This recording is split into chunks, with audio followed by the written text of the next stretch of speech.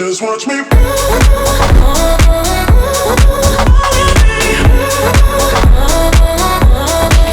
Just watch me.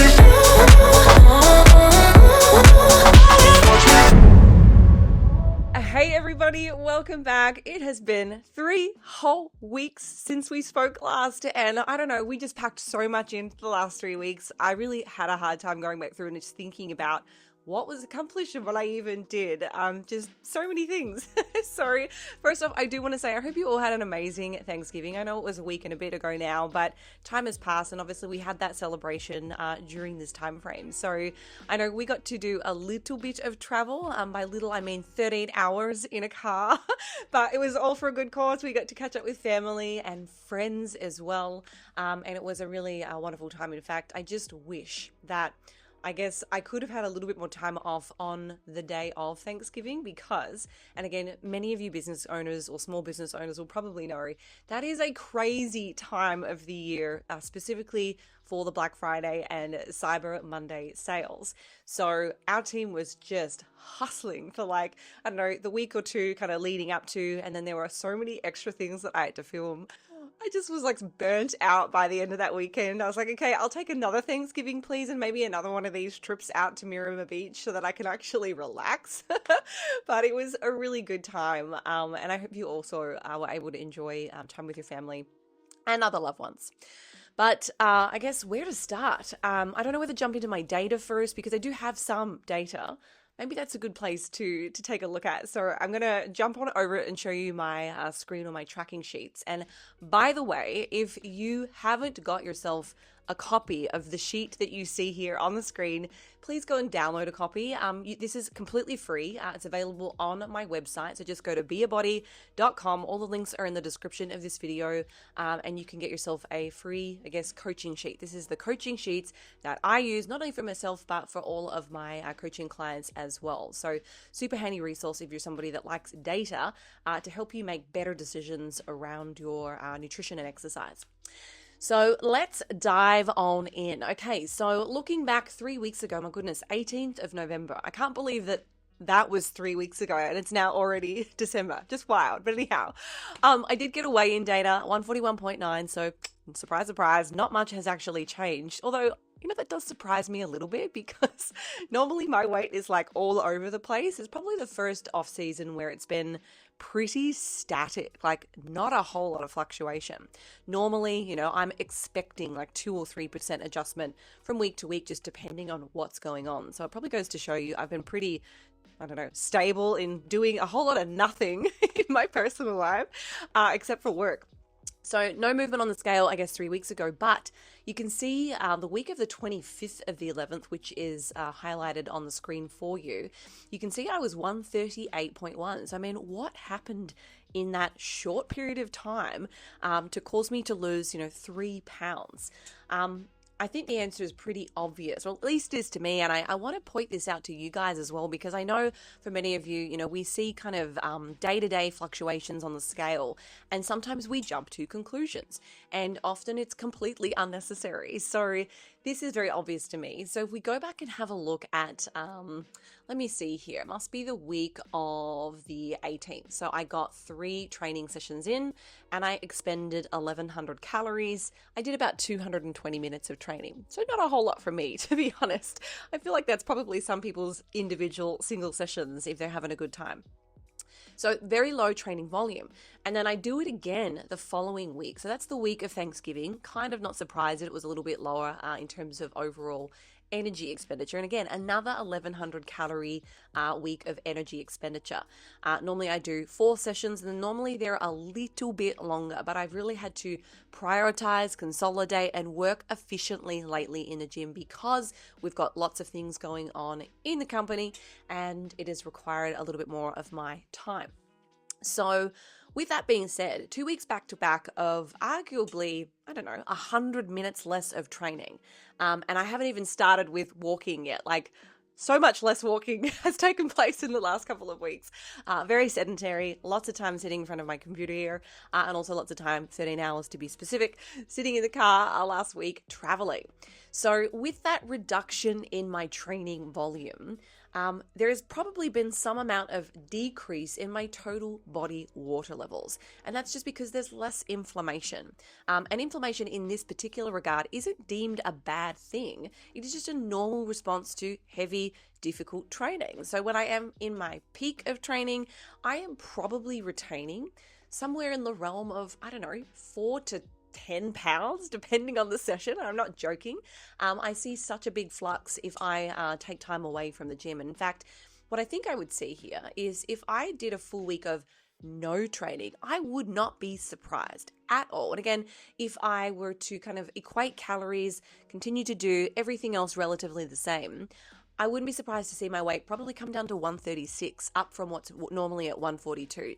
So some big transitions there just because I'm moving my body less stimulation or less, inflammation from that resistance training.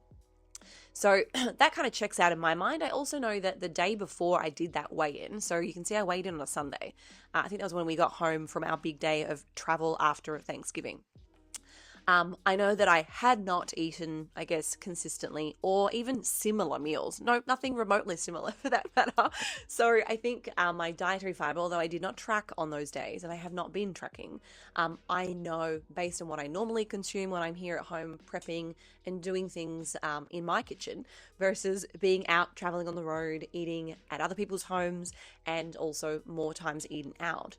I just didn't have the same amount of fiber either. So I probably saw a bit of a drop also because my fiber levels had come down. So much more of a change than you'll probably ever see from me, especially when I am, in prep competition mode. It's a lot more consistent or, there's less flux.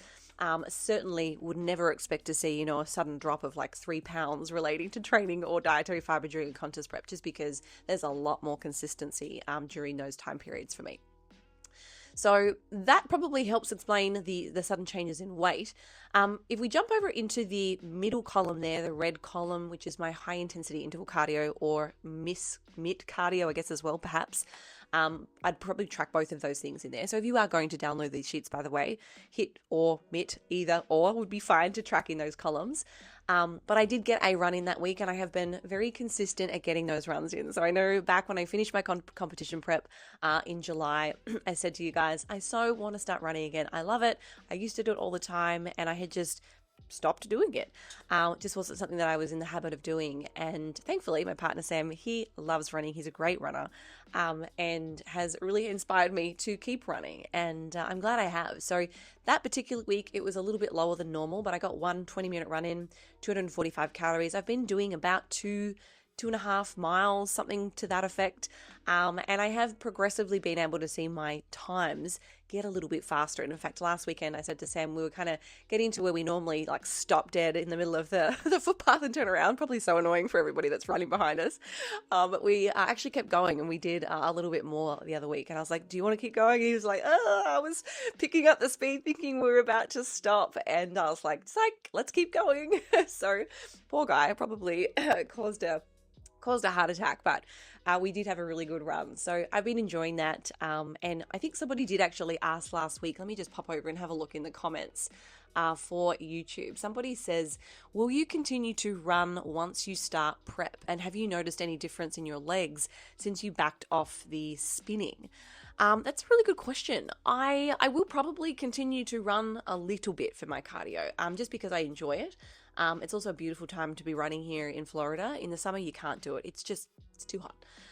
So now that we're getting like days in the 60s and we've had days in the 50s, which is kind of chilly, but it's a really great time to run. So I probably will, especially because some of this prep I suspect will be in the beginning of the year. So it'll be nice and cool here in Florida. But have I noticed a difference in my legs since I've stopped doing the spinning? Probably just less inflammation. But again, I'm not saying that because I can visibly see a difference. Probably just because I know how I feel when I do those classes. And I'm just a little bit more like probably regional muscle swelling, just because I do go really hard. I'm in some of those climbs and the hills that we do. And I'm so sad my favorite spin instructor, Kendall, quit. So I think she's got a bone to pick with, or a lot of people have got a bone to pick with her for stepping away, but obviously she's been pursuing other things. But yeah, she is no longer, I guess, doing the spin classes. So I don't even know who I would go back to if I got back on the spin bike or the Peloton bike. So maybe you guys, if you're following along and you do use your Peloton, specifically for the bike, that's what I have. I know some people use the Peloton for walking. They've got like those outdoor scenic walks and like, I don't know, combination, concurrent kind of training.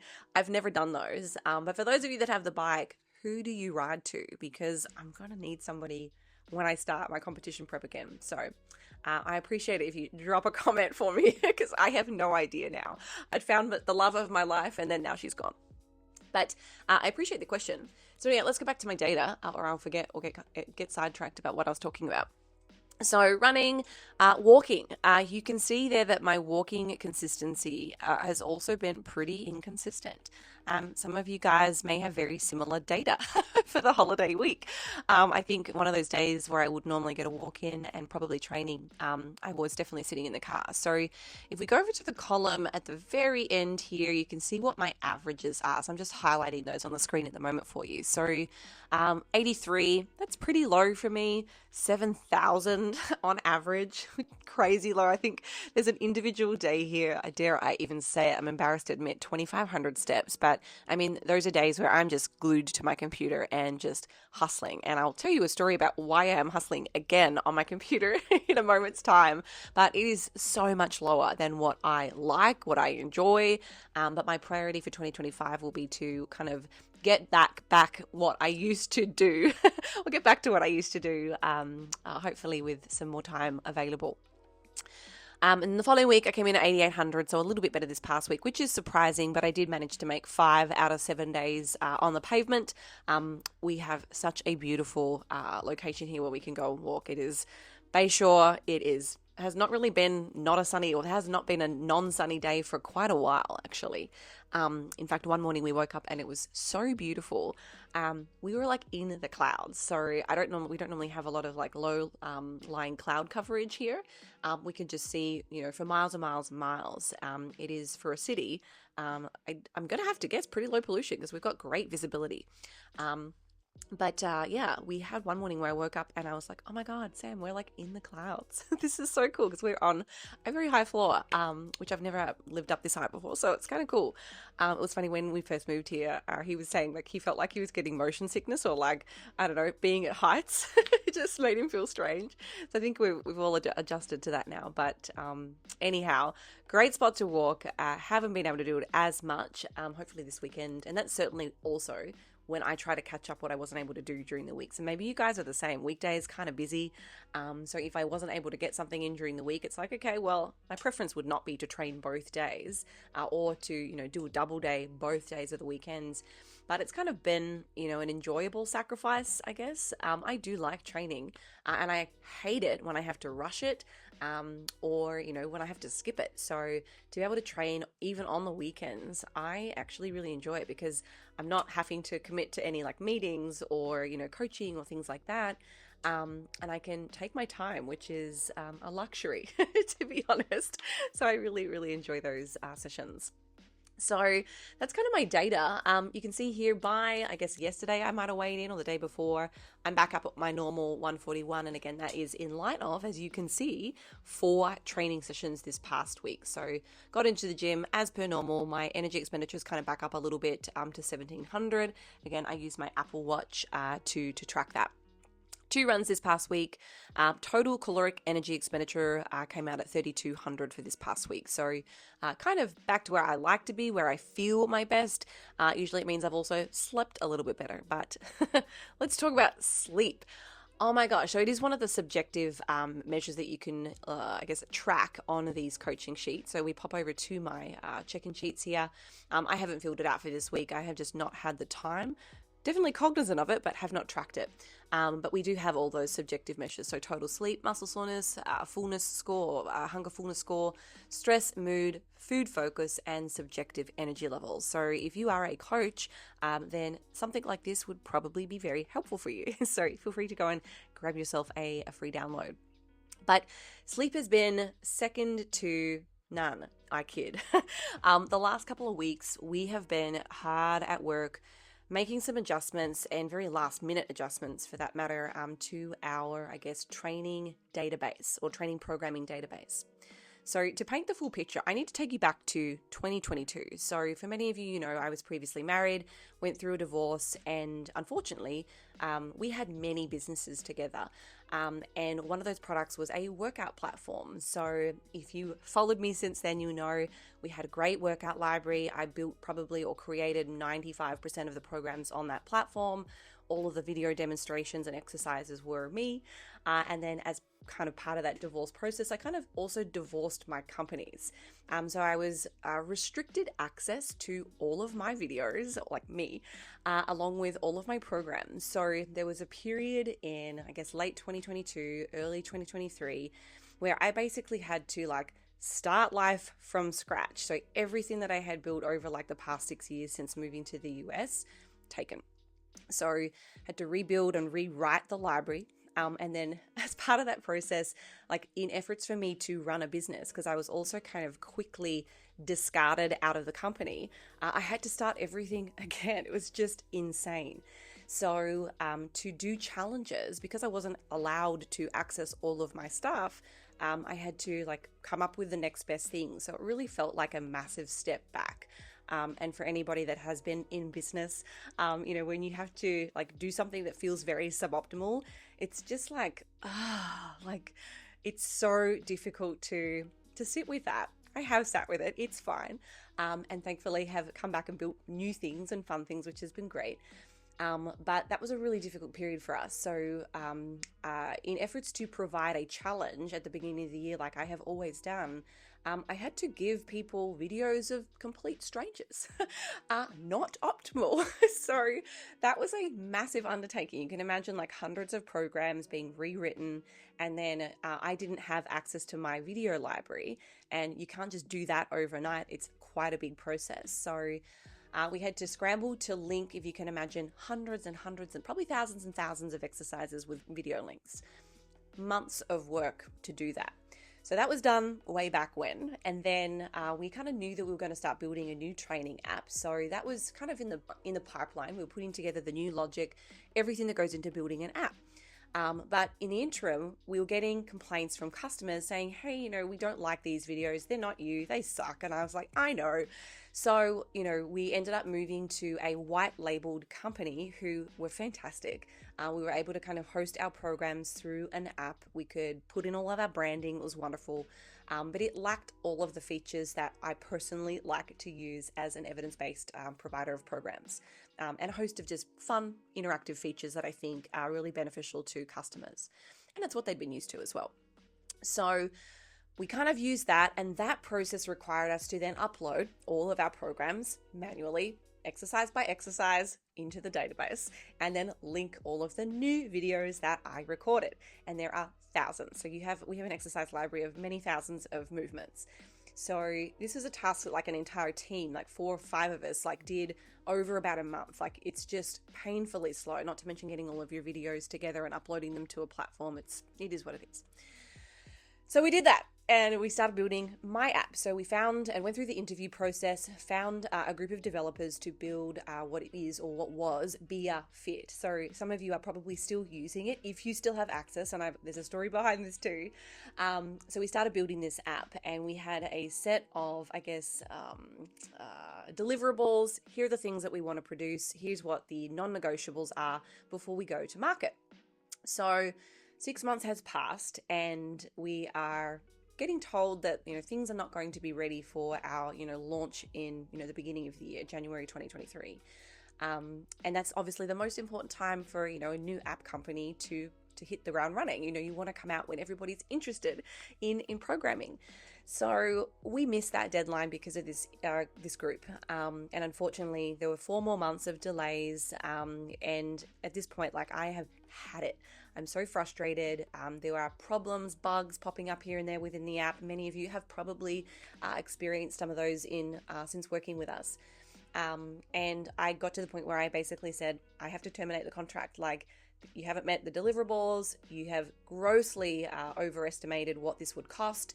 And I'm not going to be paying the ridiculous amounts of money that you are asking. So, in terminating the contract, this group of individuals from this development company threatened to take our app off the server if we didn't pay an ungodly amount of money. I've had third parties look at this, review all of the invoicing, and they are astounded. They just said, for what this is, that is a joke, unrealistic. Just they are trying to basically.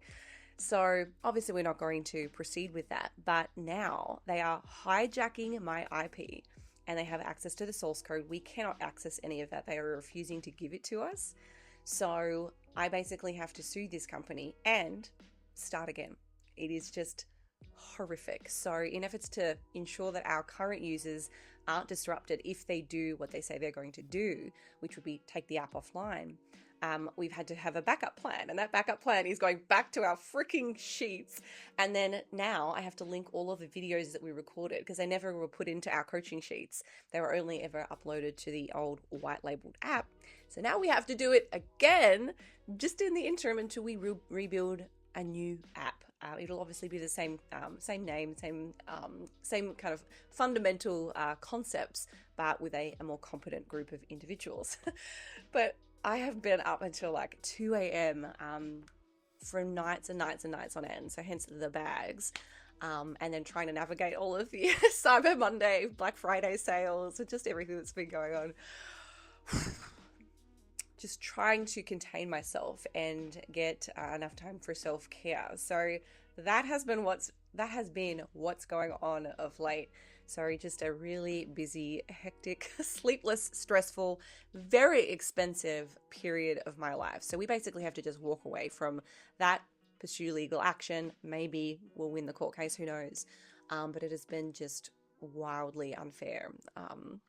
So yeah, that's what's going on. And it's been even more, I think, upsetting for me to have to put my customers through this. And when you've worked for so many years, and I mean, you guys are probably the same in your fields. Maybe you're in the same field and you've had similar experiences. I don't know. But when you work really hard to, bring the best quality products and deliver the most valuable services and high quality services, it is so upsetting to have something happen that's completely out of your control and have it bleed down into your customers and can do nothing about it.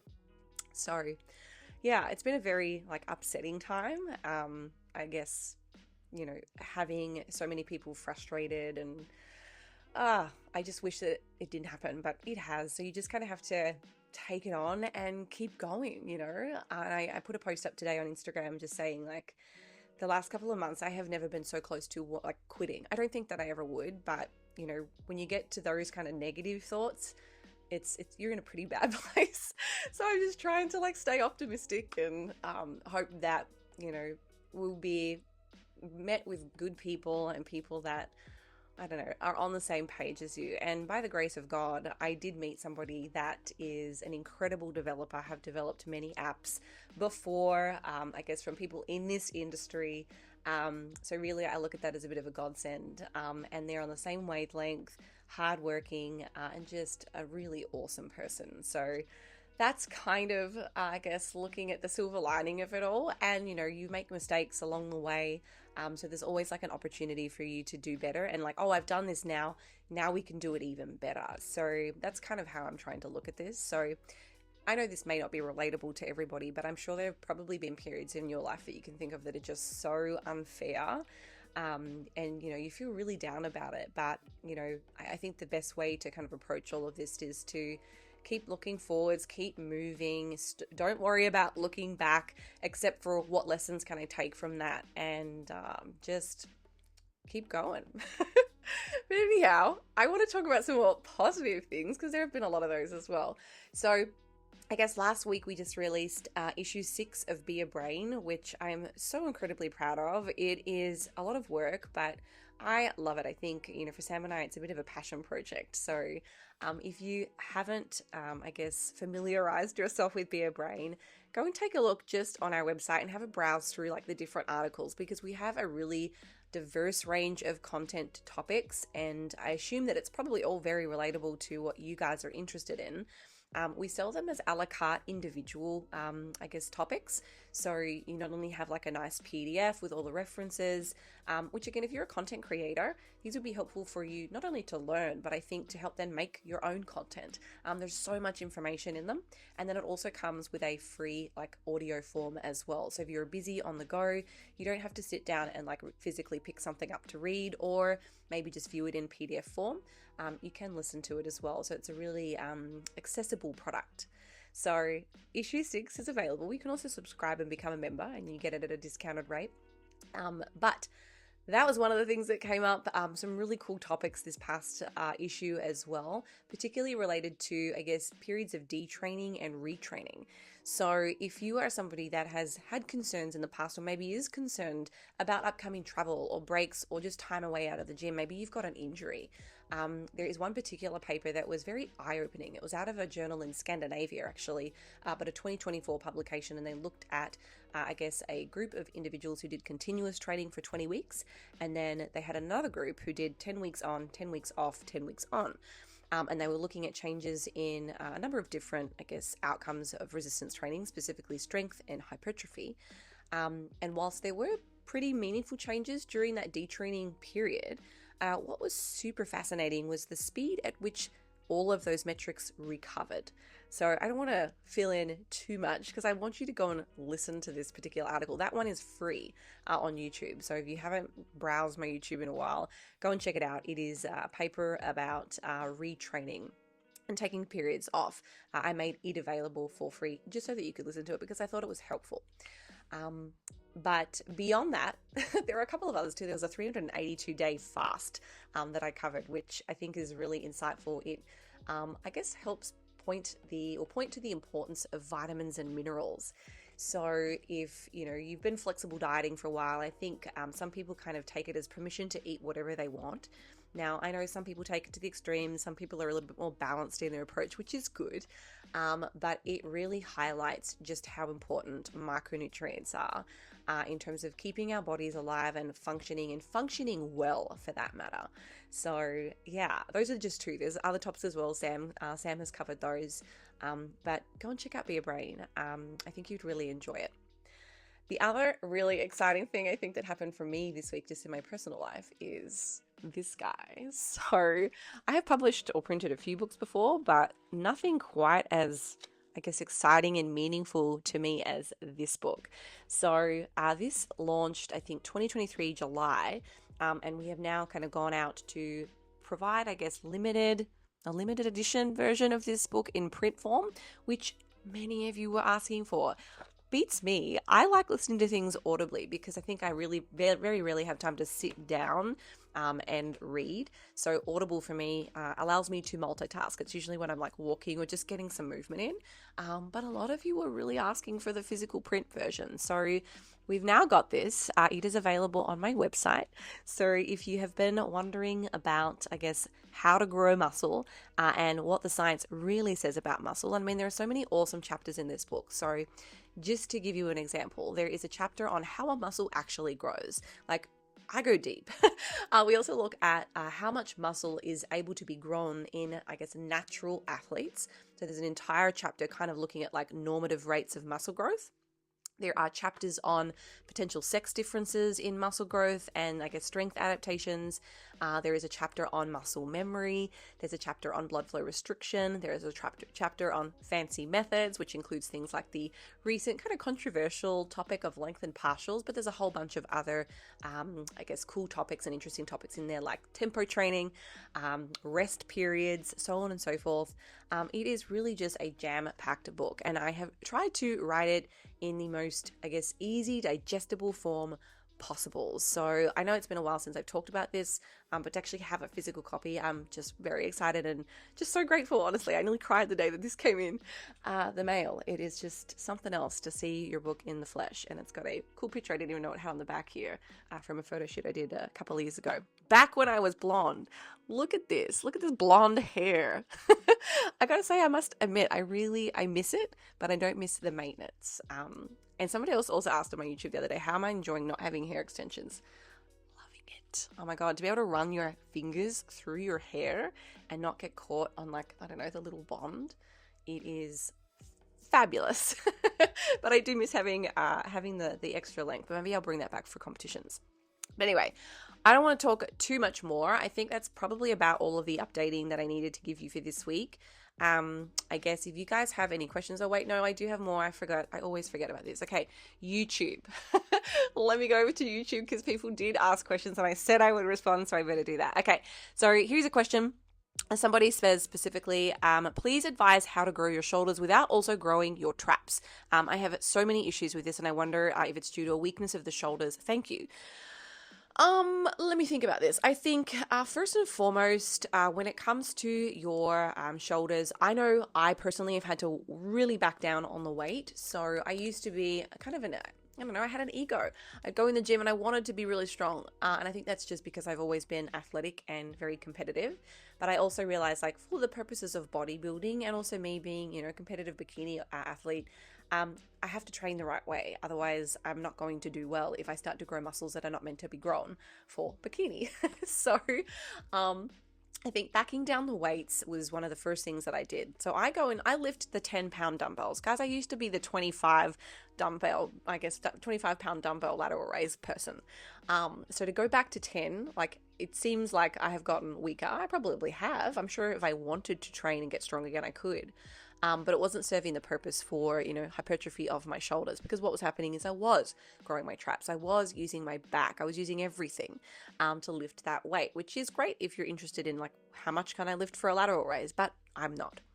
So weight can be a really big, or can make a really big difference. I also think there are certain exercises that probably are better suited to shoulders that are less likely to engage your traps. So I personally like to use the overhead dumbbell press and maybe an Arnold press, as they tend to, at least for me, and again, we're probably all anatomically a little bit different. We're put together differently. Our clavicles are different lengths, our arms are different lengths, our spines, everything's a little bit different, right? So I feel like the dumbbell shoulder press and the Arnold press are probably least trap engaging. Conversely, a military press or a standing overhead press with a barbell, it seems to engage my traps a little bit more. So I don't know whether that's the case for everybody, but you could certainly try it and see how you feel. But that's kind of what I have, changed within my programming, just to help isolate my shoulders a little bit more, and also just adjusting the position in which I sit can make a big difference too. So don't be afraid to play around with, like, your position or seated position, from forward leaning to really tall, maybe even slightly back. But one of the key things that you do need to be conscious of when you're moving for any shoulder movement, especially a raise, is to depress your shoulders. So if you're naturally wired a little bit like this, try to depress your shoulders down before kind of starting the movement so that you've got a relaxed trap. So that would be my response to that.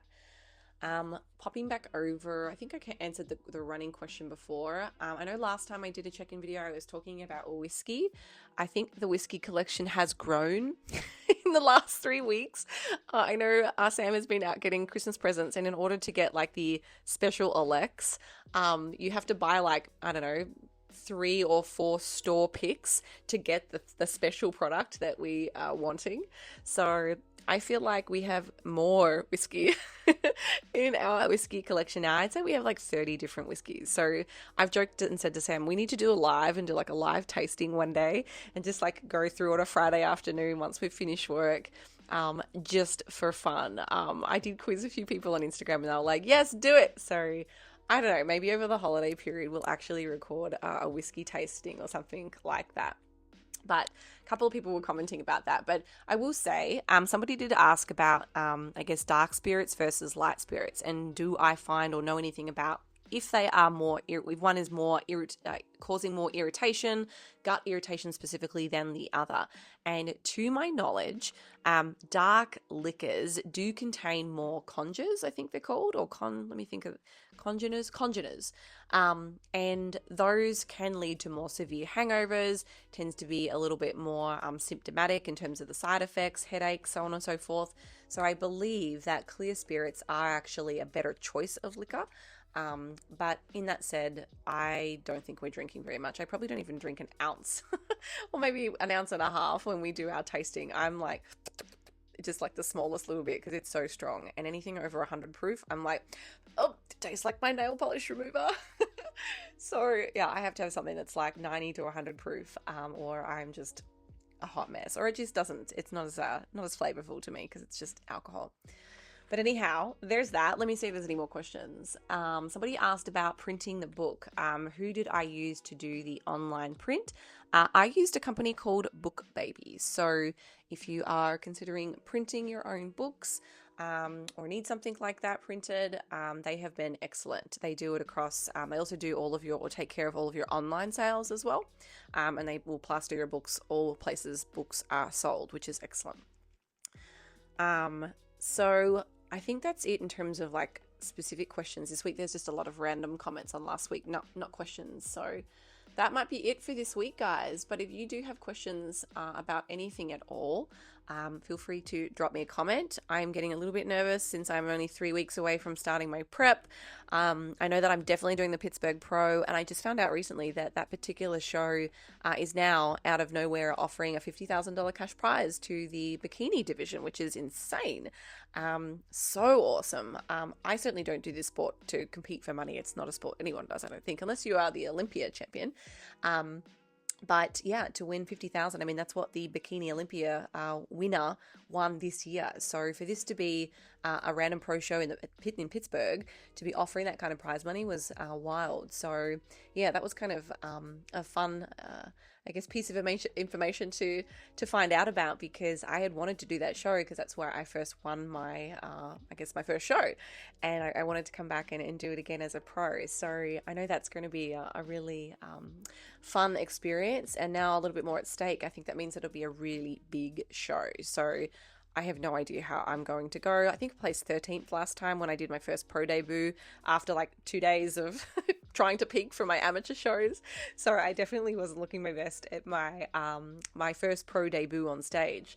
But I was like, I'm here. Why not? Like, what did I come all this way for? Let's do it. So I had a really good time. So hopefully I can improve my placing for that show.